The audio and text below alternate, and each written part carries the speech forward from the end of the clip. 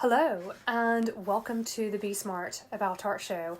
Now, this is a great example of what we're experiencing right now of what happens when using technology, particularly at these points in time when it's under such demand. And now, unlike any other time that we have previously known, I'm Susan J. Mumford. This is the Be Smart About Art show. This is the Tuesday edition, which focuses on boosting your art business. And our technology challenge today, if you're on Facebook, you can see what is clearly a green screen without anything projected on it behind me, and the ceiling up there. The reason for that is that Zoom is currently having so much demand that I can't actually stream from Zoom over to Facebook, in which case I could get the green screen working. And you know what? The show goes on. So if you're trying to do something and it's not perfect, do the best that you can. I think it's a really great life lesson. So what I'm going ahead and doing is recording live, and I'm going to take you through our show today, the focus of which is, and I've just accidentally shared my screen on Zoom. Okay, I'm running two devices at the same time. I've got the computer Zoom with the headphones, and then my audio going through from the iPhone speaker on the iPhone. So today's show, we are focusing on, as I said, boosting your business. Now, for that, let me just check Zoom.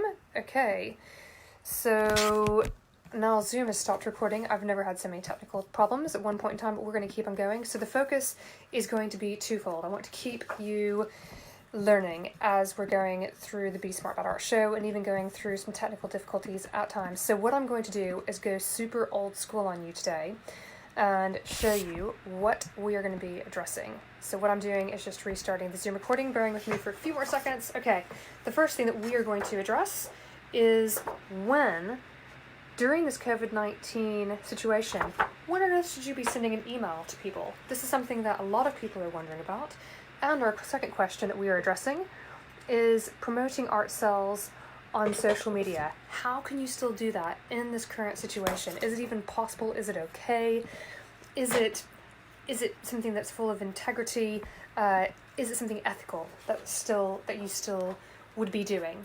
So what I want to start with first, when we're talking about boosting your art business, as we always talk about in the Tuesday show, we've got this question about, okay, let's say that you have an email to send out to your followers. Maybe you have set up a new exhibition online. It might be that you've got some new project that you're working on. It could be so many things. It doesn't have to relate to the fact that we've got a pandemic. It could be that you're actually getting an opportunity to pursue some projects and you want to communicate with people about those.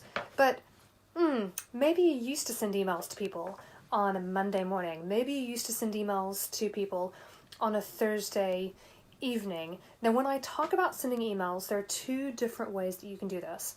One of them is by using a professional email campaign manager, such as Campaign Monitor. It could be MailChimp. It could be Constant Contact. It could be so many different ones. We also have...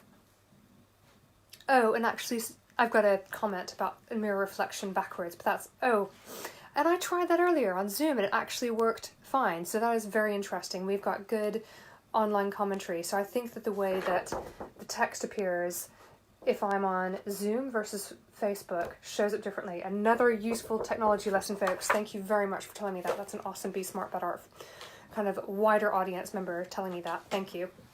That's quite funny, isn't it? So the question's been there's two types. You've got the professional email marketing platforms, and you've also got one-to-one emails. Now, I just came out of call with a number of art dealers and galleries, and they were talking about how they're still following up sales leads that are current or sales leads that are new. Some of them have got really great initiatives that they're doing. They might be seeing slower uptake, understandably, right now, but they're still putting the news out there. So when exactly do you email, and for the different types of platforms? Well, the first thing to tackle within that first question of when on earth do you send an email campaign, we're going to talk about the larger email campaigns when you're using, let's say, Campaign Monitor. So with this, you have set up a beautiful looking email. You send it to, whether you've got 10 subscribers or you've got 10,000 subscribers, you send out that baby. When is the best time to do that? Right now is indeed different, and you need to give this some thought based on where you are, but not only you, based on where your prospective clients are, your existing customers, and what are their hours, what are their days like to be. Now I'm going to give you some insight into my evaluation, and you can see if this makes sense for you. You might think about your own activities. What kind of things are you doing at what times of the day?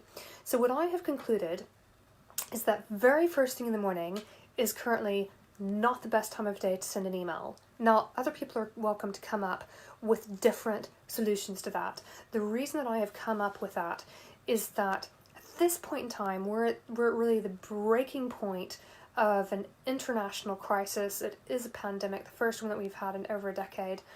And they're very, very rare as well on top of that. So first thing in the morning is when people are likely to be taking in the news, and therefore your email slotting in might get lost. So perhaps the first consideration that we want to think about is time of day.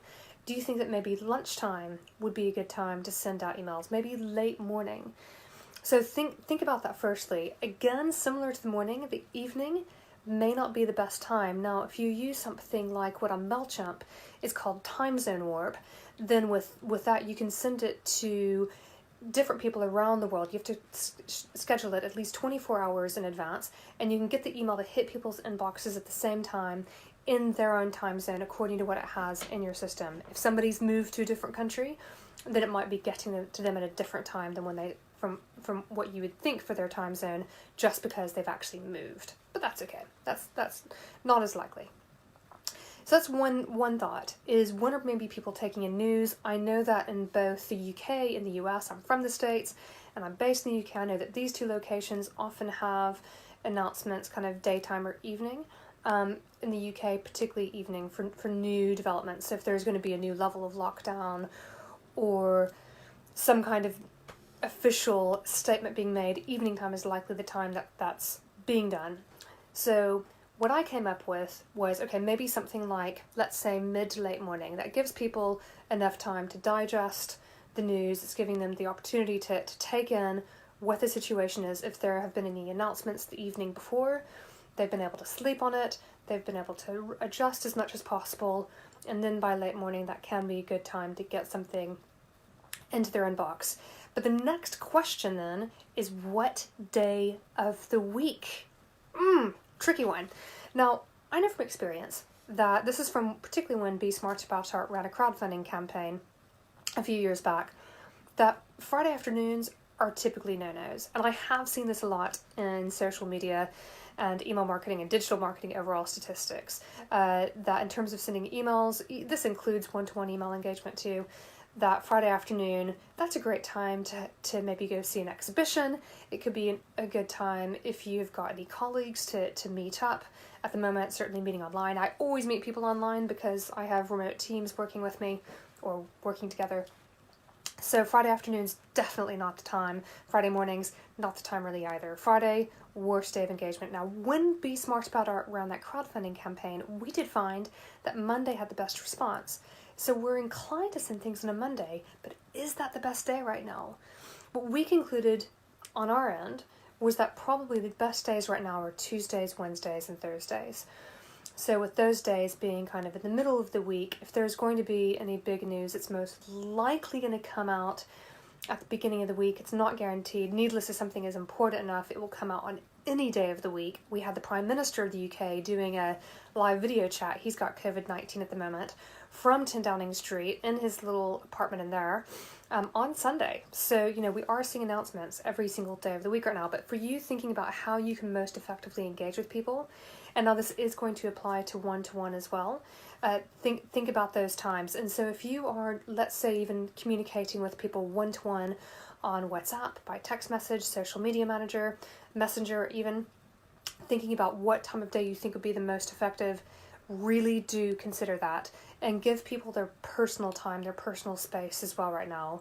We're all taking in a lot, and it's incredibly important that we're respectful and that we essentially think about the best time as possible to get in touch with people. So that's the first thing.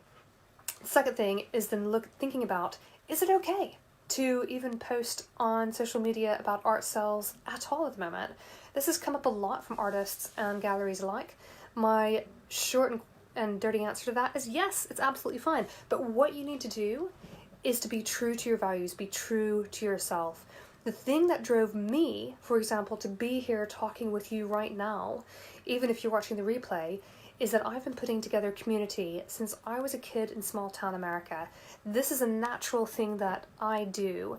And do you know what I'm doing? I'm going absolutely to my core and supporting people, doing a single membership tier with Be Smart About Art. My motto at the moment is simplistic and supportive. Everything is trying to be as simple as possible in this complicated world, and everything is focused on being supportive of people, and that includes as well asking for support when you need it too. So that's the key with professional community. Check out our community on Patreon. So in terms of what that means for your social media activities, you could partake in, say, the Artist Support Pledge, #Artist Support Pledge, if you're an artist. If you are not interested in that, or if you're not an artist, if you're a gallerist or an art dealer, a curator or something, how can you post images in a way and information about artists and about pieces that are available that really get the ethos of the importance of art, the value of art, the meaning of art, how art heightens people's lives, it gives people meaning. Art, after all, is all about life. Is this a good time to be selling art? You know, in the marketplace, it might be a different marketplace. People are still making purchases. They might want to pay in a number of installments.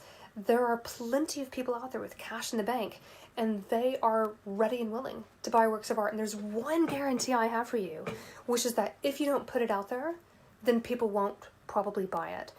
And what's really key, and this is always important, this community is amazing in the sense that, well, in so many ways, but in the sense that people are very much so values-based people. I know that about the Be Smart, about our audience. And so I know that there's often a reluctance to post online because people don't want to be too salesy, they don't want to be show-offy. I'm the exact same. What I want to do is say, hey, look at this amazing person who's standing here with me, who's done this incredible job with this exhibition. You know, I celebrate other people. What we have to think about is how can you, in about 1 out of every 10 posts, remind people that you are also available to commission, you're available for some kind of consultancy if there's something that you offer, that you're available to in terms of having pieces on your online gallery, that you can do a one-to-one consultation with people, you can do a viewing, a personal private viewing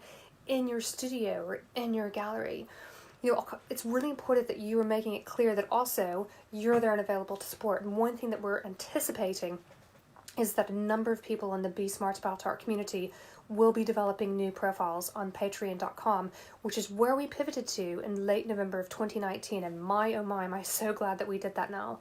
So if you go to patreon.com/Be Smart About Art, you'll see what we're doing there. And what we're really hoping, what we're really going for, is there being a full circle of creative folks setting up their own Patreon profiles so that you can set up something yourself. And that means that you can be putting that online and enabling people to buy from you. So a lot of this is about reframing. Can you put works of art online for sale? Can you present your services for sale? Absolutely. Stick to your values, be true to yourself. That's going to help to guide you in terms of how you word it and how you're really addressing the needs, the wants, the challenges of people who are following you. People need creativity at this time. Not everything has to be about the pandemic. So bring some beauty into people's life with art. It's really, really important that you do that. That's something that you are here on this planet to do. Everyone, it's been a real pleasure to have you as ever on the Be Smart About Art show. Technical difficulties and all. We are airing Sunday to Thursday each week. And tomorrow, Wednesday, is going to be Be Smart About Art question time. And on Be Smart About Art question times, we take questions specifically from Be Smart About Art members. Those are people who are part of our Patreon community. So if you're a Be Smart About Art member, send in a question to digital@besmartaboutart.com or shoot us a message on Patreon or Facebook, and I'll answer as many questions as I can. And if you haven't yet joined, do go check out the page. It's been a pleasure to see you as ever, and we are here to help you thrive in an increasingly ever-changing art world. So here's to continuing to take the steps and maintaining true to creativity, which sits at the foundation of ultimate long-term sustainable success. I've been Susan J. Mumford. It's been a pleasure to have you, and I look forward to seeing you again soon. Ciao for now, signing out from Lewes in East Sussex in England.